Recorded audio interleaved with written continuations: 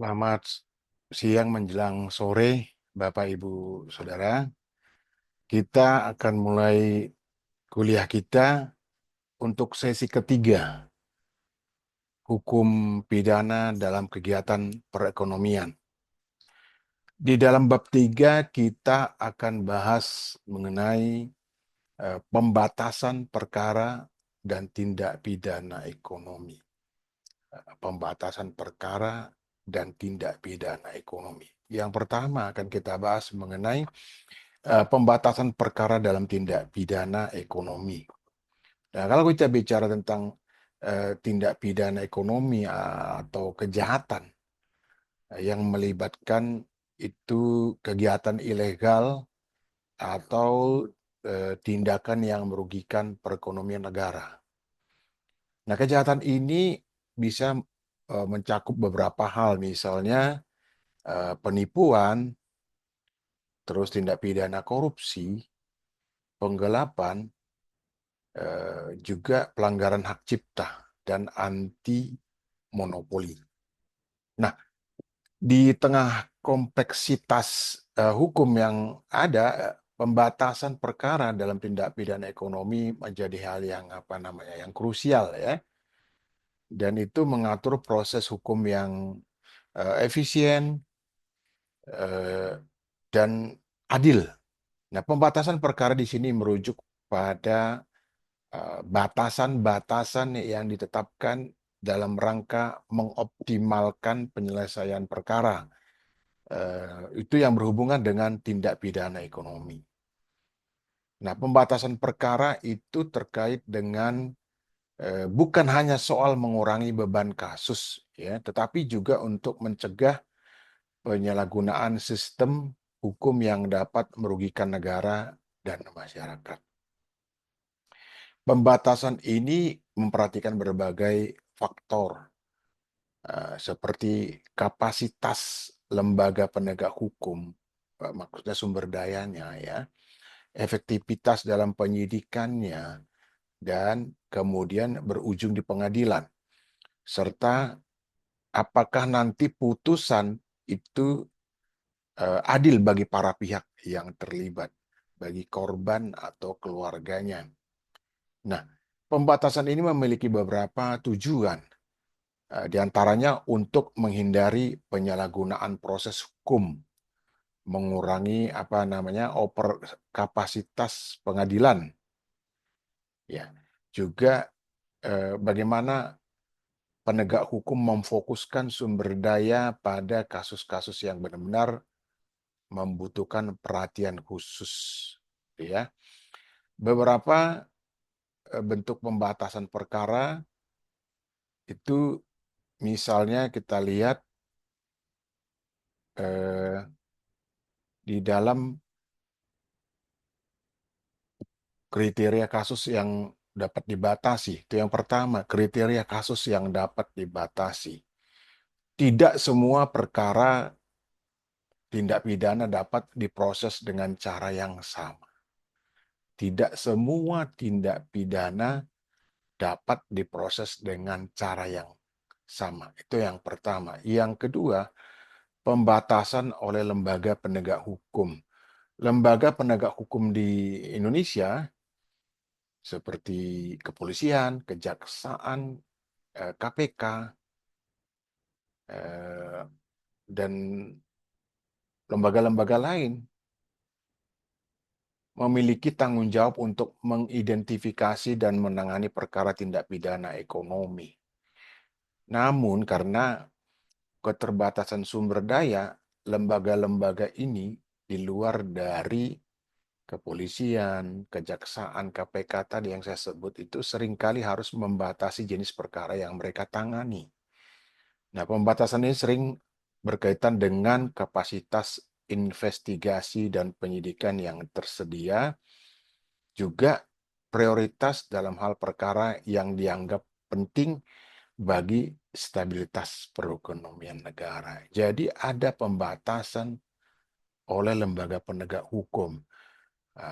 Ada lembaga penegak hukum yang kemampuan sumber dayanya di dalam menangani perkara kurang. Itu suatu fakta. Sehingga apa? Misalnya perkaranya berlarut-larut, tidak segera naik ke proses uh, penuntutan, atau misalnya ditemukan perkara itu ada penyertaannya, tetapi ternyata baru satu pelaku misalnya, sementara yang turut serta belum dinaikkan ke proses penyidikan. Nah, itu dia. Lalu yang ketiga, adanya pembatasan proses pengadilan. Nah, selain tingkat penyidikan, pembatasan perkara juga dapat terjadi tingkat pengadilan. Artinya tidak semua perkara tindak pidana ekonomi dibawa ke pengadilan yang sama, dan ada pembatasan terkait jenis perkara yang dapat disidangkan di pengadilan tertentu. Hal ini tentu berlaku dalam perkara yang melibatkan misalnya badan hukum atau korporasi besar yang seringkali membutuhkan pengadilan khusus dengan keahlian tertentu. Yang penting diingat dalam hal ini adalah bahwa pembatasan di pengadilan tidak hanya berdasarkan pada kategori perkara, tetapi juga proses peradilan yang lebih efisien dan fokus. Nah, di sini pengadilan diharapkan dapat menyelesaikan perkara dengan tepat tanpa harus membebani sistem peradilan secara keseluruhan. Terkait dengan 3 hal yang tadi saya jelaskan, apakah itu menyangkut pembatasan perkara dan yang kemudian menyangkut kapasitas atau sumber dayanya, ada satu kejadian yang akhir-akhir ini sungguh membuat kita terperang. Ya, peristiwanya adalah ini dalam tindak pidana ekonomi, korupsi ya. Bagaimana hakim yang menjadi pengadil, yang seyogianya akan memberikan rasa keadilan kepada para pihak, entah itu pelaku ataupun negara dalam hal ini yang dirugikan, justru memperdagangkan keadilan. Kasarnya, menurut berita-berita yang ada, itu menjadi mafia peradilan. Sehingga keadilan yang dimaksud, tujuan dari adanya pengadilan itu sendiri, tujuan dari adanya pengadilan, maksudnya tindak pidana yang harus diadili, yang mestinya untuk mendapatkan keadilan bagi pelaku juga, terlebih bagi negara, itu tidak tercapai. Nah, seseorang yang diadili, yang di dalam fakta persidangan itu terbukti melakukan tindak pidana, tetapi kemudian dengan satu dan lain alasan yang saya tahu itu, misalnya alasannya itu bukan tindak pidana korupsi, tetapi keperdataan begitu, sehingga si pelaku ini, si terdakwa maksudnya, itu hanya diputus onslaught atau dibebaskan dari tuntutan. Padahal tadi seperti saya katakan, dapat dibuktikan adanya kerugian negara dalam hal ini. Ini bagaimana hakimnya kemudian tertangkap ya, tertangkap oleh penegak hukum yang lain, dalam hal ini Kejaksaan Agung. Nah, ini yang saya maksud miris. Artinya bagaimana hukum itu kemudian dipermainkan sehingga benar-benar tidak tercapai tujuan dari pemidanaan. Padahal di dalam fakta persidangan semua dapat dibuktikan dan adanya kerugian negara dalam hal ini. Ya, kenapa bisa seperti itu? Nah, inilah yang dikatakan itu terkait dengan sumber daya. Saya tidak mengatakan bahwa sumber dayanya rendah ya, tetapi ini lebih kepada adabnya, karakternya. perilakunya. Mestinya perilakunya perilaku yang terpuji. Ini menjadi sebaliknya yang terjadi kemudian yang semua orang bisa tahu ya, bahkan orang berpendapat ini hakim yang seperti itu mestinya dihukum berat karena mempermainkan nasib orang banyak dalam hal tindak pidana korupsi gitu. Itu yang dimaksud. Nah, lalu kita kemudian pada bagian kedua membahas mengenai apa sih implikasinya pembatasan perkara dalam tindak pidana ekonomi ini. Nah, pembatasan tindak pidana perkara tindak pidana ekonomi memiliki beberapa implikasi yang dapat mempengaruhi penegakan hukum di Indonesia ya. Implikasi tersebut misalnya yang pertama efektivitas penegakan hukum. Jadi pembatasan perkara dapat meningkatkan efektivitas penegakan hukum dengan memastikan bahwa kasus-kasus yang benar-benar membutuhkan perhatian segera mendapat prioritas untuk disidangkan. Nah, ini tentu akan mempengaruhi kasus-kasus yang misalnya yang kurang signifikan. Itu bisa menyusul kemudian untuk segera naik ke proses penuntutan. Itu yang pertama, efektivitas penegakan hukum. Yang kedua adalah keadilan sosial. Implikasi yang kedua, keadilan sosial.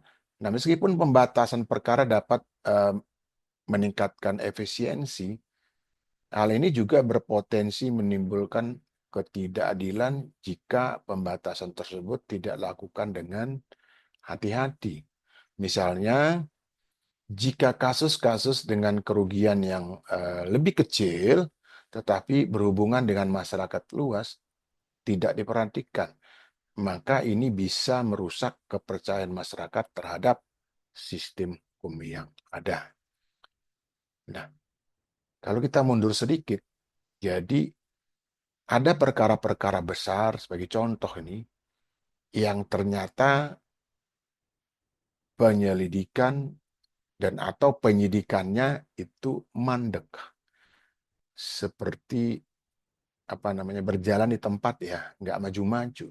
Sementara perkara-perkara kecil, artinya dengan nilai kerugian negara, atau kalau misalnya dia suap atau gratifikasi dengan nilai yang sedikit, tetapi itu diviralkan gitu, seolah-olah itu perkara yang sungguh-sungguh merusak sistem tatanan hukum. Jadi ada ketimpangan dalam hal ini. Kenapa perkara-perkara tertentu yang tidak seberapa kerugian negaranya atau tidak seberapa nilai suapnya, gratifikasinya, itu di diumumkan secara besar-besaran dengan konferensi pers dan lain sebagainya. Sementara perkara-perkara besar yang nilai kerugiannya mungkin ya ratusan miliar sampai triliun, seolah-olah menguap gitu. Seolah-olah menguap. Nah, ada yang mengatakan begini, itu mungkin terkait dengan politik gitu ya, politik. Ada suka atau tidak suka dalam dunia politik, sehingga perkara yang kecil yang menyangkut lawan politik akan terus digoreng ya, dalam tanda petik gitu ya. Terus diberitakan, sementara perkara besar itu seolah-olah bukan terjadi tindak pidana di sana gitu. Seolah tidak terjadi. Ini yang dimaksud. Yang kedua, implikasi keadilan sosial. Jadi, keadilan sosial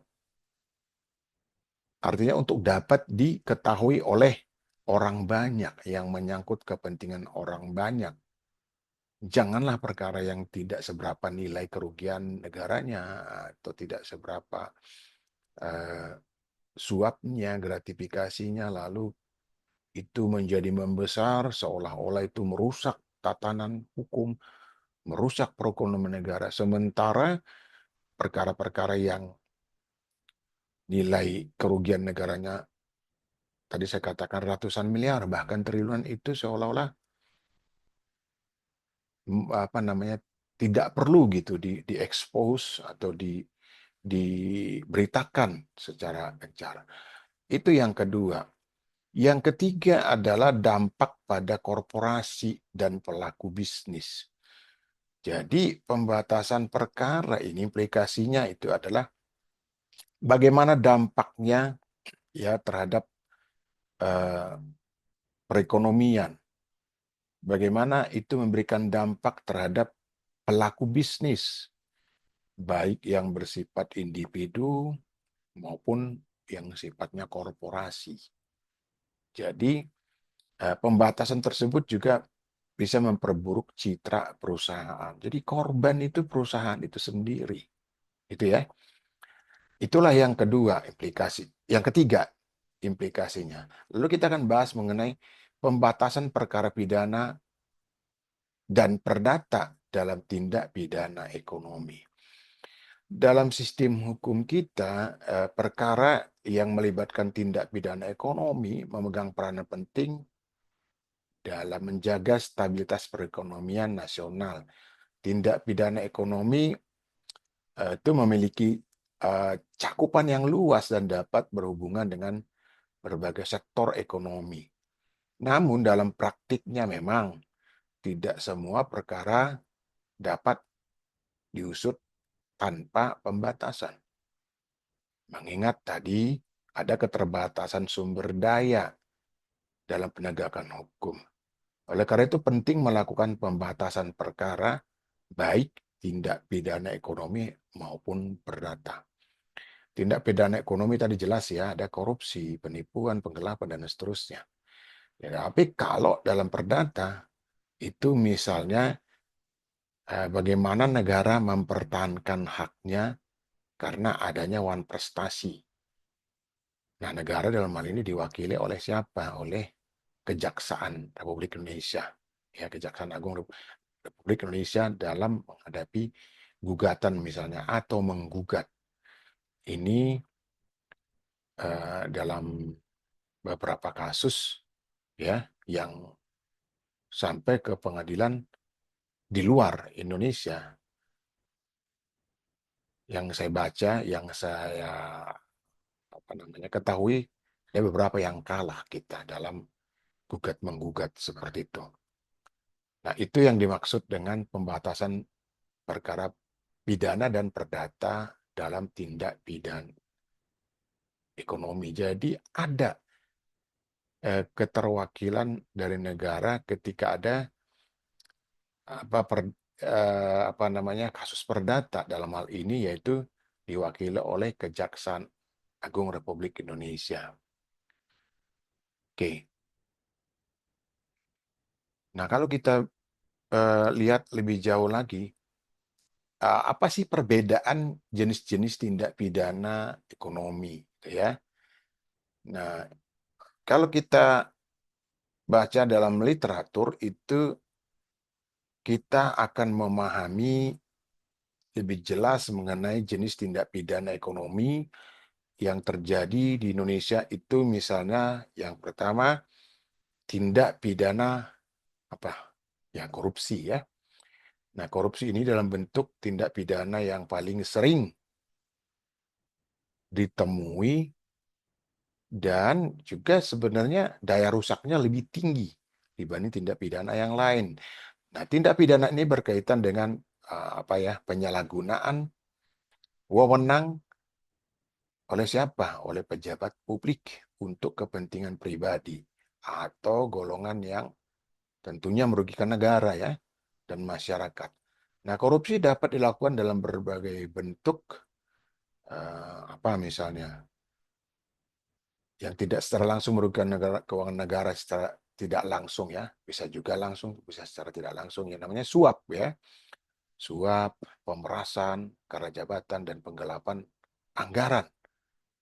Jadi suap dalam hal ini belum tentu secara langsung merugikan negara, tetapi ada juga suap yang kemudian itu merugikan negara karena misalnya untuk mendapatkan izin-izin tertentu, padahal dokumen yang dibutuhkan untuk memperoleh izin itu tidak lengkap.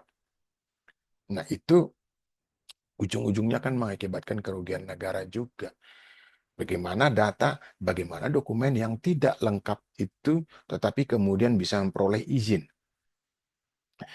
Izin apa? Misalnya itu izin pertambangan, ya, atau sumber daya mineral lah ya. Sumber daya mineral itu paling banyak potensi untuk korupsi di sana. AMDALnya belum beres, tetapi sudah mulai beroperasi, ya.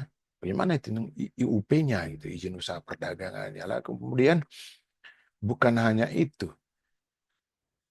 kesananya gitu, ke hilirnya, izin untuk misalnya ada pembangunan smelter dan lain sebagainya itu juga AMDALnya dan berbagai dokumen lainnya belum lengkap, tetapi itu bisa berjalan, bisa berproduksi, bisa beroperasi.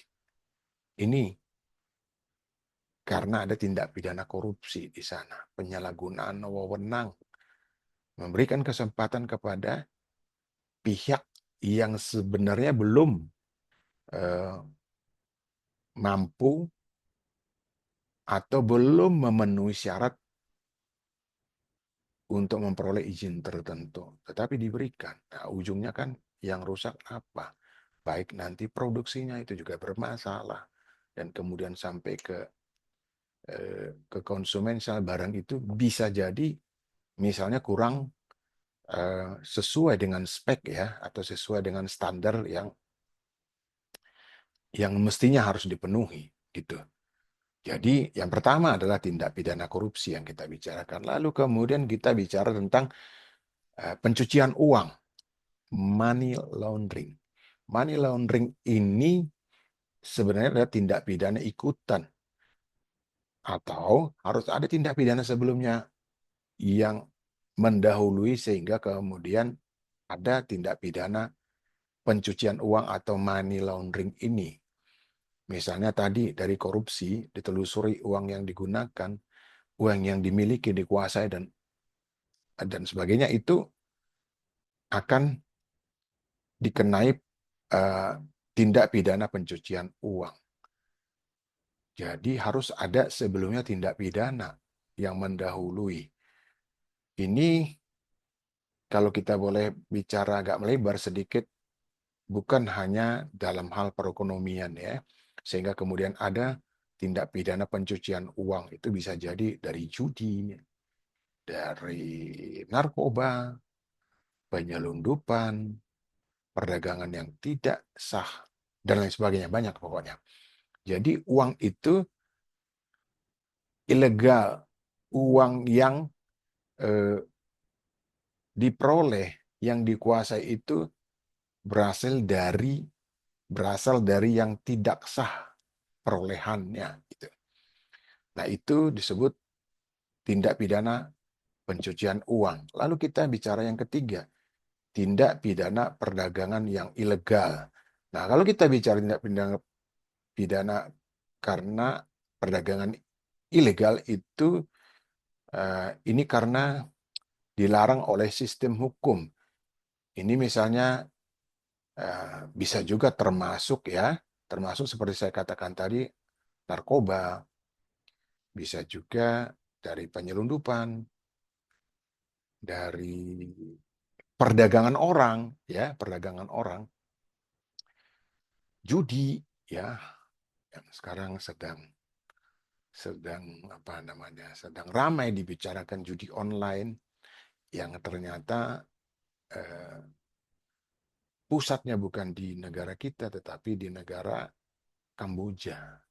Ya, itu ada beritanya di media-media mainstream ya, di media-media terkenal itu sudah dilansir mengenai pusat-pusat judi itu yang ternyata bukan di Indonesia, tetapi, nah, tetapi eh, para bosnya, katakan dalam istilah pidana, ini pelakunya, terduga pelakunya itu dari warga negara kita juga. Nah, seperti itu. Nah, kemudian itu juga misalnya menyangkut illegal logging. Illegal logging, dananya dari sana sumbernya. Illegal logging itu pembabatan hutan secara sembrono, tidak sesuai dengan aturan. Namanya juga illegal logging. Yang kemudian kita ketahui banyak terjadi longsor. Hujan sedikit aja di daerah-daerah itu terjadi longsor karena hutannya gundul. Nah, pembabatannya secara sembrono, tidak sesuai dengan bagaimana daya dukung lingkungan harus diperhatikan. Nah, itu tindak pidananya illegal logging. Ada juga seperti tadi kita bahas juga sedikit illegal mining, pertambangan yang ilegal. Apakah pertambangan emas, batu bara, dan lain sebagainya. Yang paling gampang memang kalau kita ikuti berita yang terjadi adalah illegal mining di bidang pertambangan emas, ya. Disebut peti, peti atau peti. Penambang emas liar itu ya, petambang liar. Nah, itu juga bisa nantinya dikategorikan sebagai tindak pidana perdagangan yang ilegal. Nah, kalau dia mendapat uang dari situ dan kemudian tertangkap, itu bisa mundur ke nomor 2, tindak pidana pencucian uang. Artinya 2, tindak pidana perdagangan. Kalau tadi kehutanan ya, illegal logging, illegal mining, tindak pidana di bidang pertambangan itu, sumber daya mineral. Lalu kemudian dikenakanlah yang kedua tadi, tindak pidana pencucian uang. Karena dananya berasal dari dana yang tidak sah, gitu. Kemudian kita bisa juga lihat tindak pidana monopoli ya, monopoli dan persaingan usaha yang tidak sehat. Ini modusnya menguasai perekonomian supaya perusahaannya sendiri atau pihak mereka sendiri yang menguasai lalu lintas perdagangan di sana. Apa contohnya ini? Ini misalnya di dunia penerbangan, airlines ya.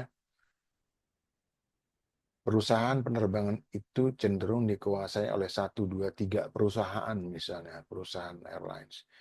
Lalu mereka menaikkan tarif gila-gilaan. Misalnya pada peak season, ya, contohnya pada saat kemarin ada momen Idul Fitri. Tiketnya pesawat itu gila-gilaan. Di luar, ada yang mengatakan di luar nalar. Gitu. Bagaimana tiket dari Jakarta misalnya ke Aceh itu sampai 10 juta rupiah.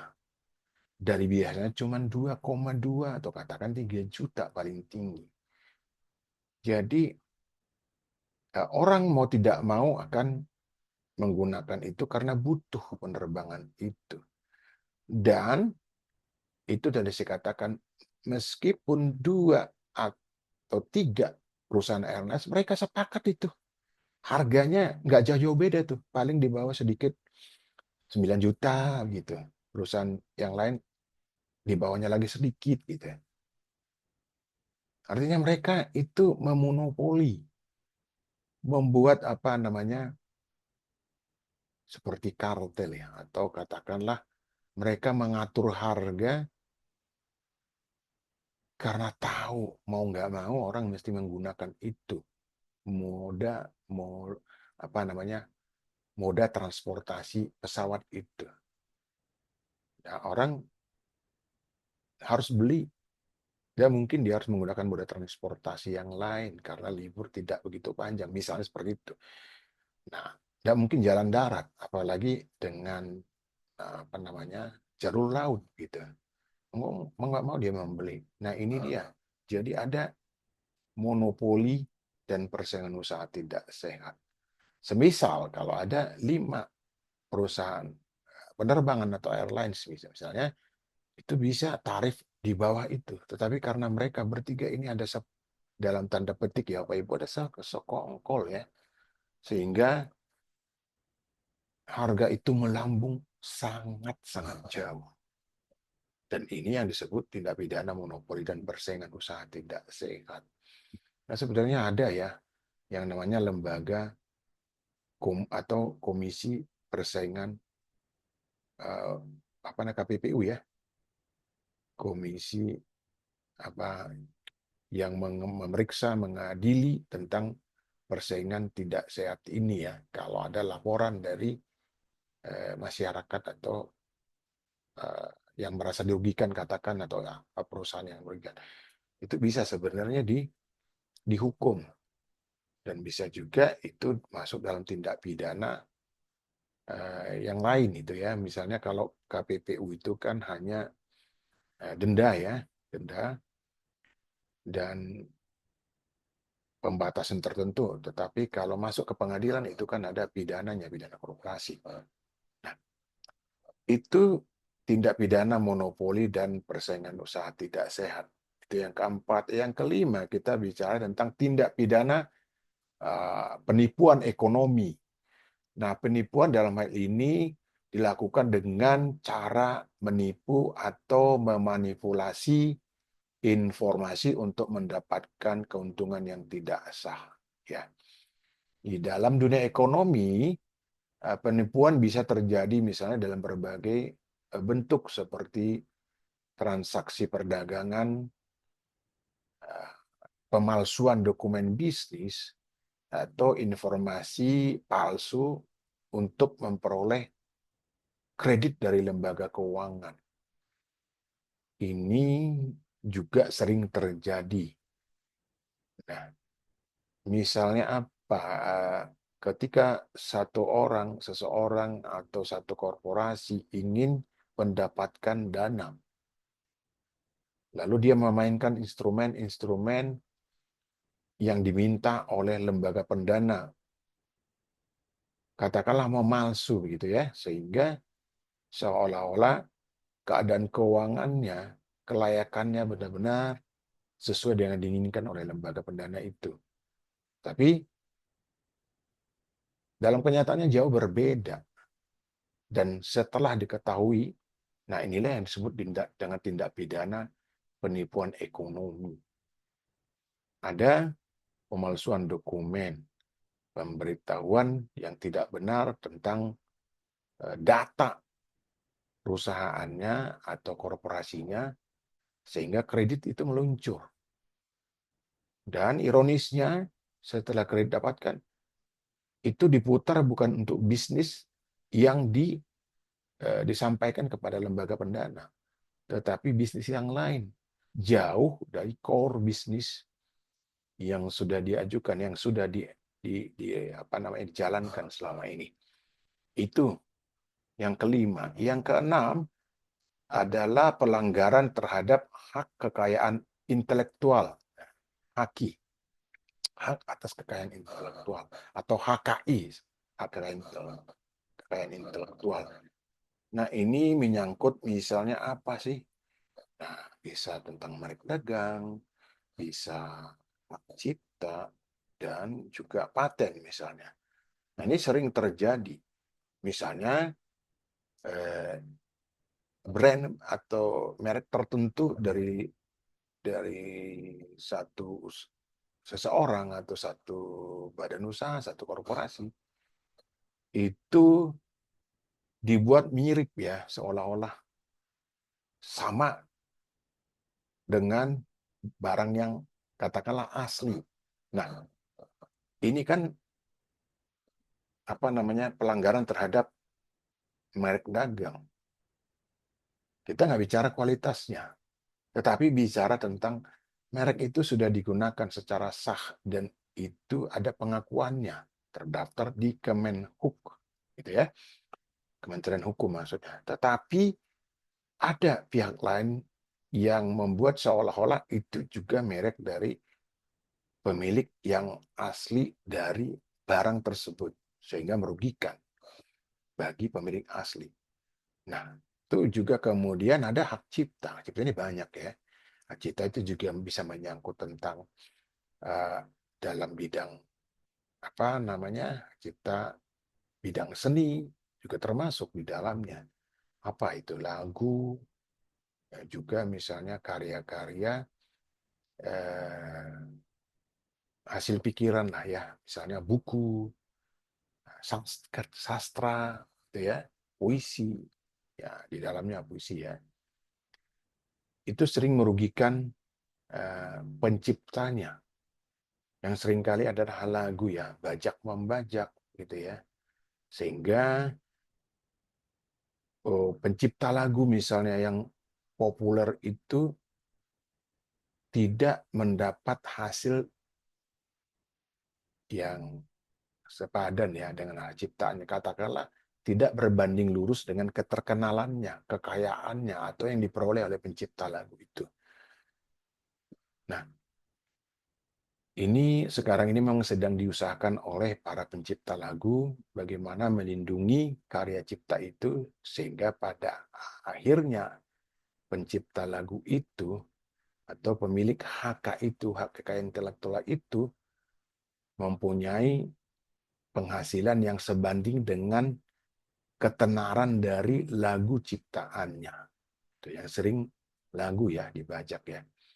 Kalau mengenai karya sastra itu belum terlalu apa namanya, belum terlalu banyak dituntut begitu. Tetapi kalau cipta mengenai lagu ini seringkali bajak membajak dalam berbagai bentuk ya. Nah, sekarang ini juga ketika orang ingin misalnya dalam istilah musik itu, dalam istilah dunia digital itu apa? Mengcover lagu misalnya. Ini juga harus hati-hati karena apa? Menyangkut hak cipta, hak kekayaan intelektual dari uh, pencipta lagu itu misalnya. Ketika dia ingin mengcover, bagaimana kemudian dia memikirkan ada tidak uh, dampaknya, ada tidak uh, keuntungan bagi si pencipta lagu itu. Sementara dia yang mengcover misalnya banyak yang klik, kalau misalnya dia seorang yang terkenal, YouTuber katakan seperti itu, dia mendapat penghasilan. Sementara apakah pencipta lagu di mana dia menyanyikan lagu itu mendapat penghasilan ya dari lagunya.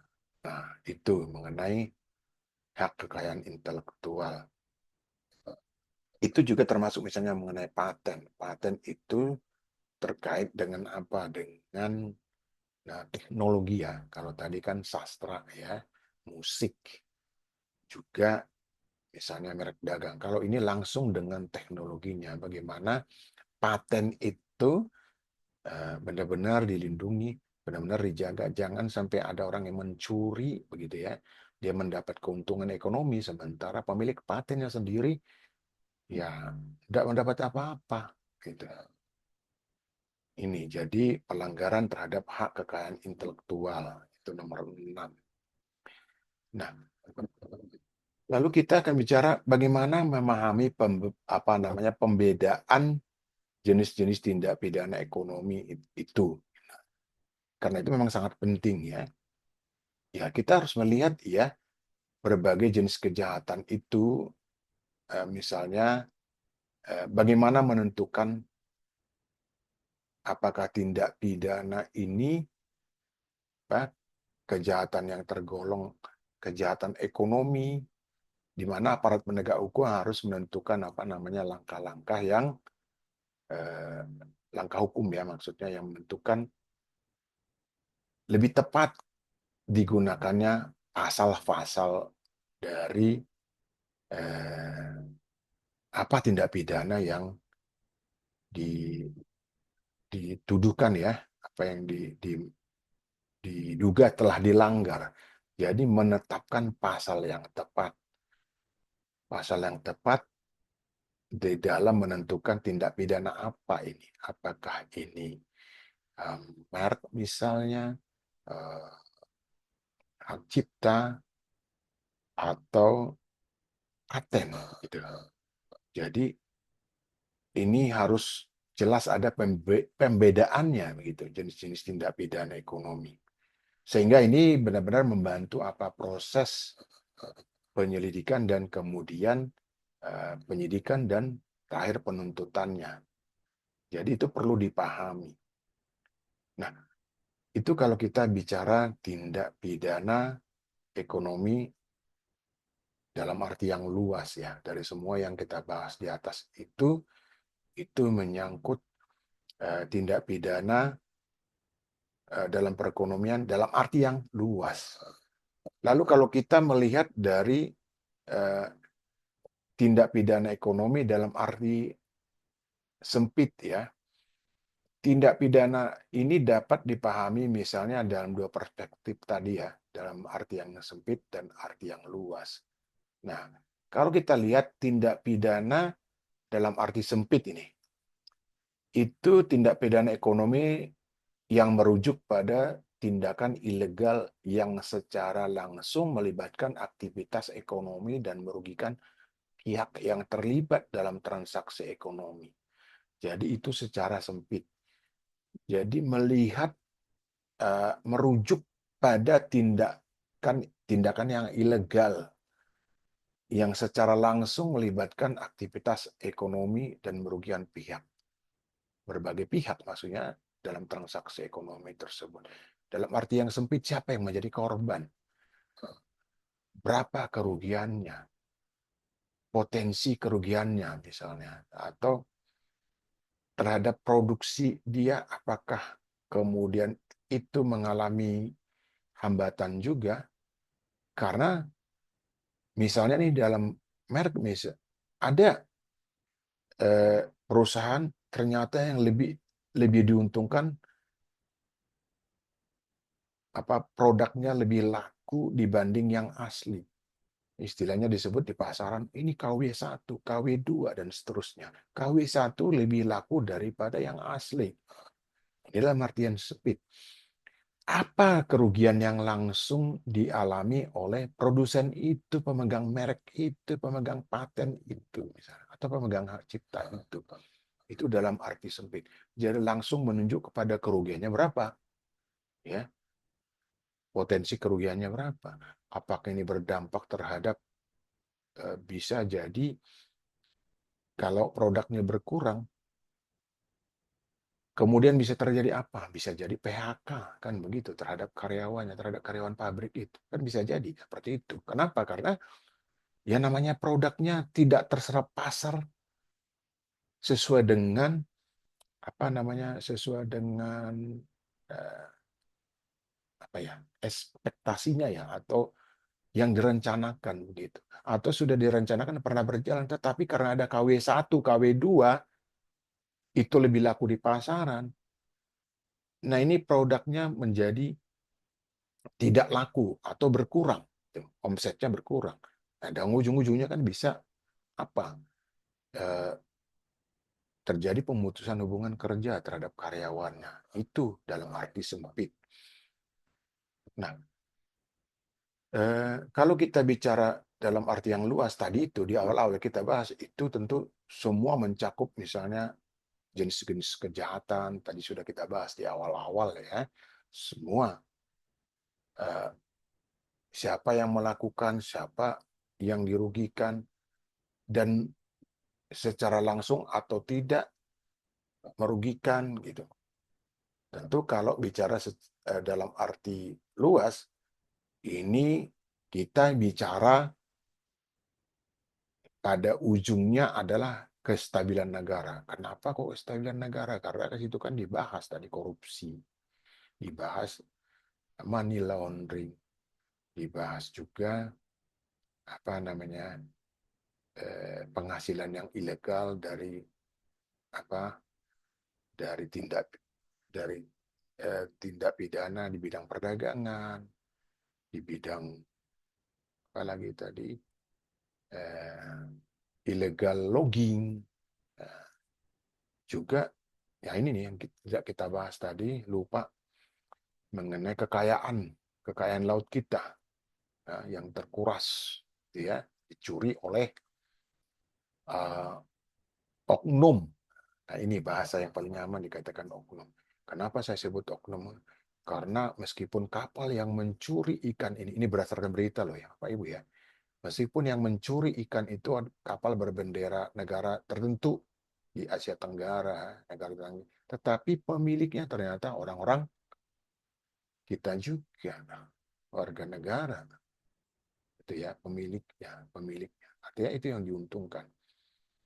Nah, seperti tadi yang kita bahas juga pada awal-awal, misalnya mengenai judi online, ya, yang ada di negara tetangga kita, ternyata pemiliknya, bosnya, kan warga negara. Itu dari mana kita katakan? Dari berita ya, dari berita-berita tadi mainstream yang saya katakan. Nah, seperti itu. Di situ bisa kita baca dan kita bisa mengambil kesimpulan. Nah, itu dalam arti yang luas. Nah, bagaimana kita misalnya mengidentifikasi tindak pidana ekonomi ini sebagai contoh ini? Nah, kalau kita bicara bagian yang terakhir ya, mengidentifikasi tindak pidana ekonomi itu berdasarkan misalnya Undang-Undang Nomor 7, Undang-Undang Darurat ya, Nomor 7 Tahun 1955. Ini bicara tentang regulasi yang mengatur peraturan perdagangan di Indonesia. Saya ulangi, Undang-Undang Nomor 7, Undang-Undang Darurat Nomor 7 Tahun 1955 tentang regulasi atau peraturan perdagangan di Indonesia. Ini sebagai dasar hukum untuk menjaga stabilitas ekonomi kita, mengatur transaksi perdagangan yang sah, serta mencegah tindak pidana yang merugikan ekonomi negara. Nah, salah satu aspek yang penting dari Undang-Undang Darurat Nomor 7 Tahun 1955 ini adalah mengenai tindak pidana ekonomi terkait dengan perdagangan dan kegiatan ekonomi lainnya. Yang diatur di sini mencakup misalnya transaksi barang dan jasa serta hal-hal yang berkaitan dengan sistem pasar. Jadi langsung menyentuh ke pasar. Undang-Undang Darurat Nomor 7 Tahun 1955 ini. Jadi tindak pidana ekonomi itu berdasar ketentuan dalam Undang-Undang Nomor 7, Undang-Undang Darurat Nomor 7 Tahun 1955 itu menjadi sangat penting ya, menjadi sangat penting terutama dalam konteks pencegahan dan penanggulangan tindak pidana ekonomi di Indonesia. Jadi Undang-Undang Darurat Nomor 7 Tahun 1955 tentang peraturan perdagangan di Indonesia ini berfungsi sebagai dasar hukum untuk menjaga stabilitas negara. Meskipun undang-undang yang lain memang tujuannya sama. Undang-undang tindak pidana korupsi dan lain sebagainya, kita sebut seperti itu juga tujuannya menjaga stabilitas negara. Tetapi secara khusus menulis tentang menjaga stabilitas negara adalah Undang-Undang Darurat Nomor 7 Tahun 1955 karena judulnya seperti itu. Itu ya. Jadi kita bicara apa tentang undang-undang ini, bicara tentang perdagangan barang dan jasa ya yang kemudian merugikan ekonomi. Pertama, perdagangan barang dan jasa yang merugikan ekonomi. Yang kedua, peraturan tentang pengaturan harga dan monopoli. Jadi, Undang-Undang Darurat Nomor 7 Tahun 1955 itu juga bagian kedua itu mengatur mengenai harga dan monopoli. Meskipun kemudian ada undang-undang khusus mengenai itu, ini tetap berlaku. Karena apa?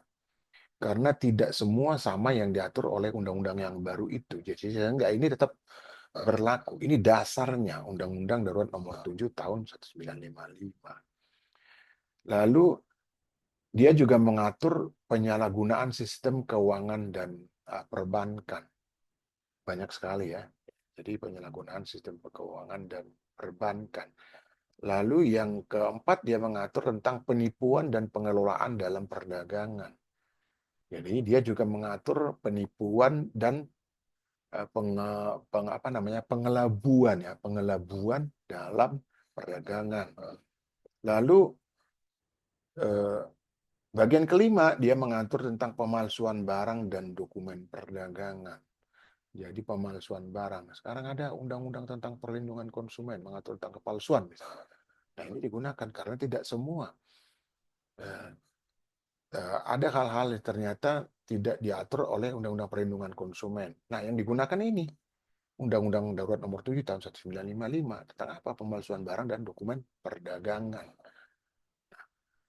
Bagian yang terakhir misalnya kita melihat bahwa yang namanya tindak pidana dalam perekonomian ini dalam arti yang sempit dan arti yang luas adalah bahwa ini kesimpulannya, ya, ada semua penting, yang sangat penting adalah bagaimana penegak hukum itu meningkatkan kapasitasnya. Penegak hukum itu benar-benar melakukan tugasnya sebagaimana yang diminta oleh undang-undang tadi, beberapa undang-undang, dan termasuk tadi terakhir Undang-Undang Nomor Darurat Nomor 7 tahun 1955. Jadi dengan apa namanya istilahnya, mumpuni para penegak hukum kita itu tentunya didasarkan juga nurani, ya. Nah, bagaimanapun juga kalau nuraninya tidak apa namanya tidak maaf nih tidak digunakan, misalnya seperti para mafia peradilan itu, tentu undang-undang ini apapun yang kita bahas, kita bicarakan tentang yang namanya eh, tindak pidana dalam kegiatan perekonomian itu tidak mencapai sasaran. Kita hanya mau sekadar membahas di atas kertas. Tetapi apakah rasa keadilan itu baik bagi pelaku usaha, juga bagi negara, itu benar-benar sesuai gitu ya, perlindungan terhadap kepentingannya untuk berusaha, baik bagi pelaku usaha, juga tentunya dalam hal ini negara, itu benar-benar eh, sesuai dengan harapan, sesuai dengan apa yang tertulis dalam undang-undang. Jadi pada akhirnya kita mengatakan bahwa apapun, sebaik apapun undang-undang itu, jika memang para penegak hukumnya tidak benar-benar melaksanakan itu sebagai sebuah aturan, itu hanya akan jadi macan kertas. Bagus dibaca, penerapannya seperti apa. Itu tadi saya katakan, sudah berapa kali saya katakan dalam sesi kuliah kita ini, ya. Jangan sampai mafia peradilan itu benar-benar tidak dapat apa ya, dieliminir, ya, tidak dapat, paling nggak dikurangi. Nah, sehingga eh, kegiatan perekonomian itu benar-benar berjalan dengan baik, ya, berjalan dengan semestinya, sehingga tidak terganggu kemudian stabilitas negara. Karena bagaimanapun perekonomian yang tidak becus di dalam kerangka penegakan hukum itu mengganggu stabilitas negara. Itu, ya, Bapak Ibu, untuk sesi ketiga eh, mata kuliah kita, hukum pidana dalam tindak pidana dalam perekonomian, ya. Di bawah judul tadi eh,